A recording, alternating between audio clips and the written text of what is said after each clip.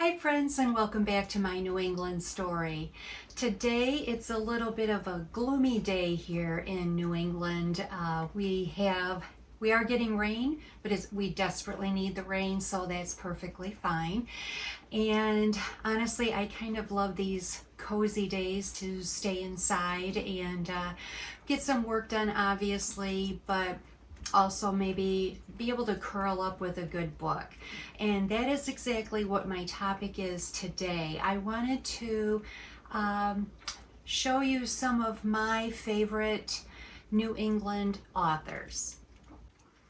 So, like I had told you before, I had somewhat of an infatuation with New England from the first time I came out here to visit. And when I returned, I found myself attracted even to different New England stories, meaning stories that took place in New England, or I was always looking for New England authors that wrote about New England. So obviously we have, Louisa May Alcott, Henry David Thoreau, Robert Frost, who wrote the classics in our wonderful poems and stories.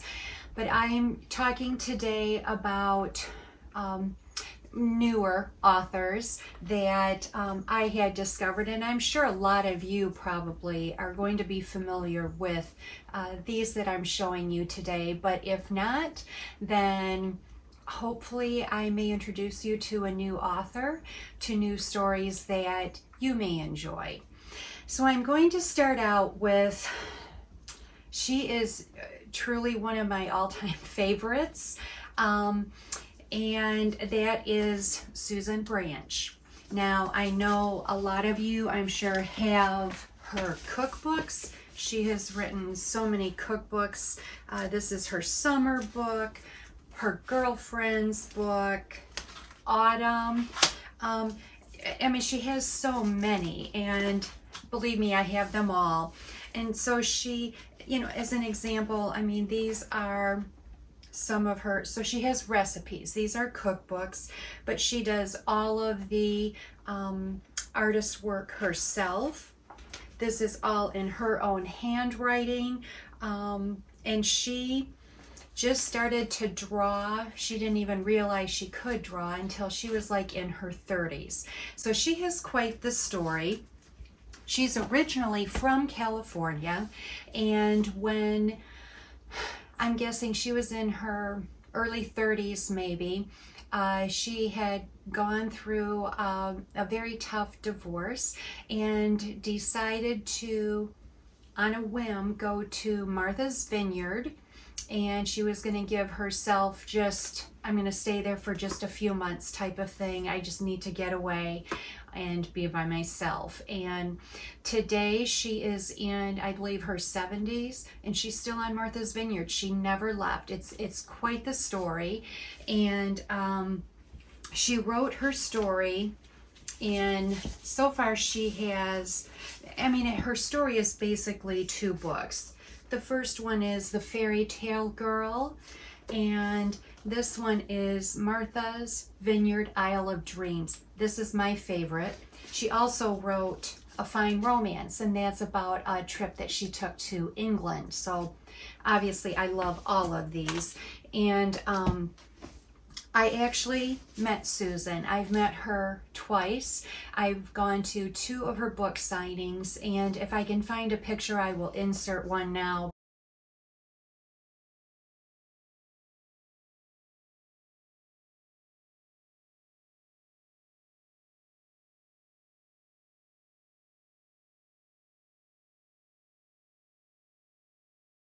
But I just love her. She is, when you are reading her writing, the only word I can describe is cozy. It's just, she is a cozy writer, if that makes any sense. And I just, if I'm going through a tough time, or I just feel like getting cozy, I will always pull out one of these books, whether it's one of these books or her cookbooks, or she has a beautiful blog too, susanbranch.com, which I would highly recommend. So anyway, if you do not have any of her books, I would highly recommend. And I know you've seen them. She has been writing since, I would guess, the 80s. And I mean, you see these are just her little books about, this one is love. This is sweets to the sweet.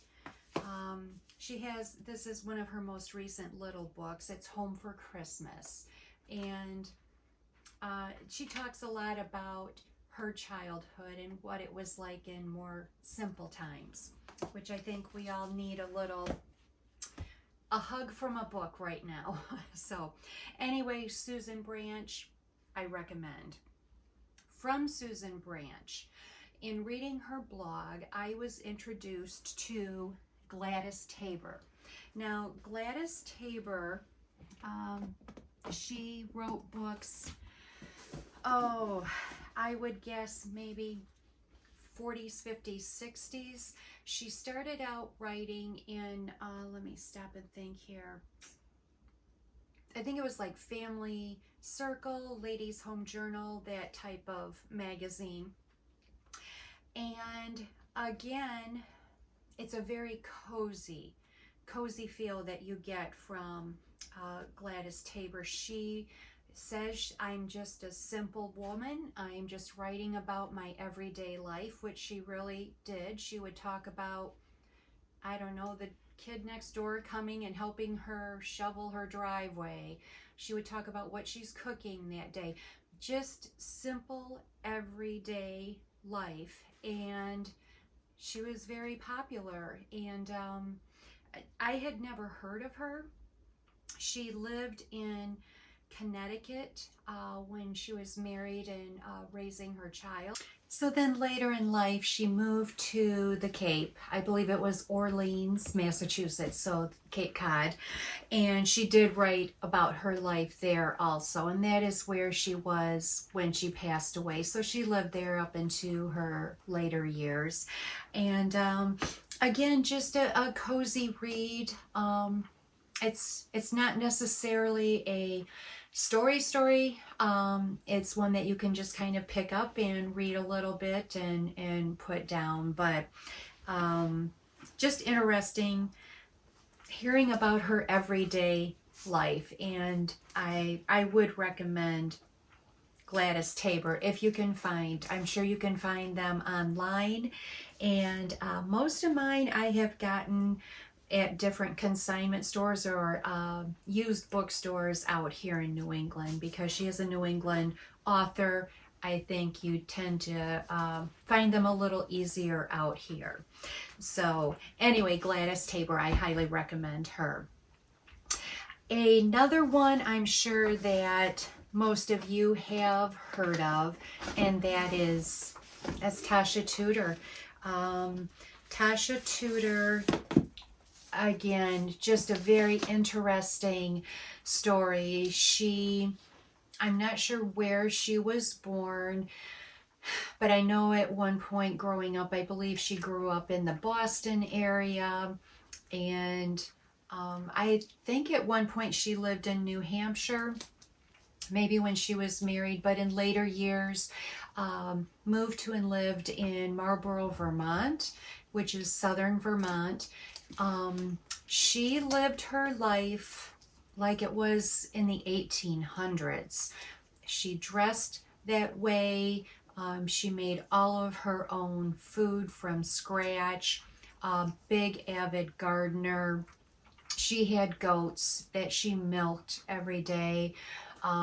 Chickens, the whole business. Even her, the inside of her home and everything was very primitive. So interesting story, just her story, but she was an artist and she drew for children's books. And I'm sure you're familiar with her artwork. I know you've seen it in different children's books. It's just so quaint is the way I would describe her artwork. She does also have a cookbook, And again, like I said, she lived almost like in the primitive era, and that's really how she cooked, everything from scratch. And again, it's also with her beautiful artwork. And if you can find it, I would recommend the cookbook. It's just, again, it's a beautiful book to add to your collection.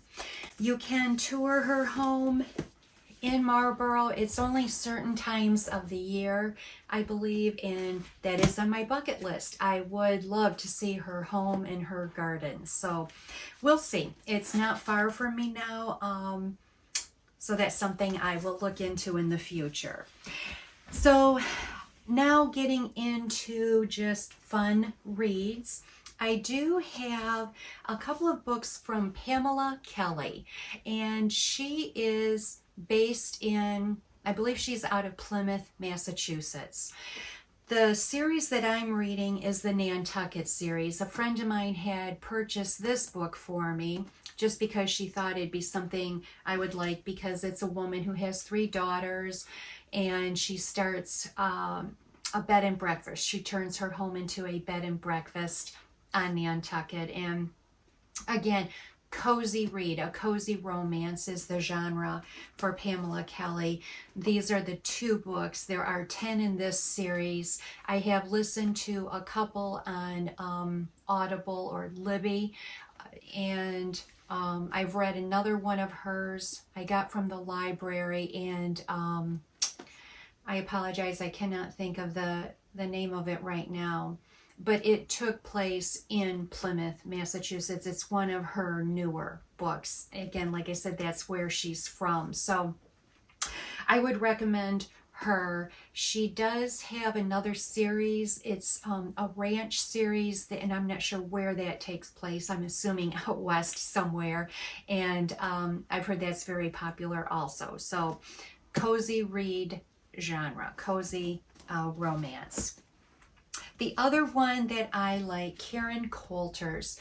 She is from New Hampshire, and I compare her writing a lot to Luann Rice. I do, I see a lot of similarities there with Luann Rice. Her books take place, she has 3 books. I only own 2. The 3rd one did just come out, so I do need to get that. It may have come out in maybe July. They take place in York, Maine. Again, very just simple, easy read, and you could probably get through one of these in a few days. So it is a great read. And then, of course, I do have Luann Rice. I was introduced to Luann Rice after I had been out to New England. I was searching for authors or books that wrote just stories about that took place in New England. And I came upon Luann Rice at the library. I love her books. I would consider, again, them romance. However, she always has a little bit of a mystery in there too. Nothing awful. Most of her books, at least most of them that I've read, it's been a few years since I've read them, they take place in Connecticut, and typically always along the water somewhere. So I do have quite a few of Luann. The Perfect Summer is one of my favorites. Summer's Child. Yeah, I have, like I said, I have a few. However, most of the ones that I read, I got from the library. So I would recommend Luann Rice. Into a little bit of a different topic here. This is what I would call a sofa table book. And this is Nora Murphy. She is from Connecticut. She does have, I believe she has a blog. She has an Instagram, and she just recently opened a store.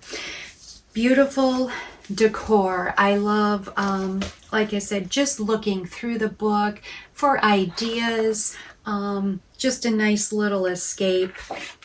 And I love her style. So she does live in older homes. This was, I believe this is her home in Connecticut, but she recently moved. She sold this and moved to a different home. But anyway, Nora Murphy, I would highly recommend. And then along the same lines, these obviously are magazines. They're not books. However, they're beautiful magazines. My friend Linda Smith Davis published these several years ago. I'm not sure how many she had total. I only have 3. She does have, you know, she's no longer publishing this, but she does have some older, she does still have some left that you can order from her. So I have 3 of them. They are a beautiful magazine. I actually leave them out on my table like a sofa table book. And just gorgeous, gorgeous pictures. There's recipes.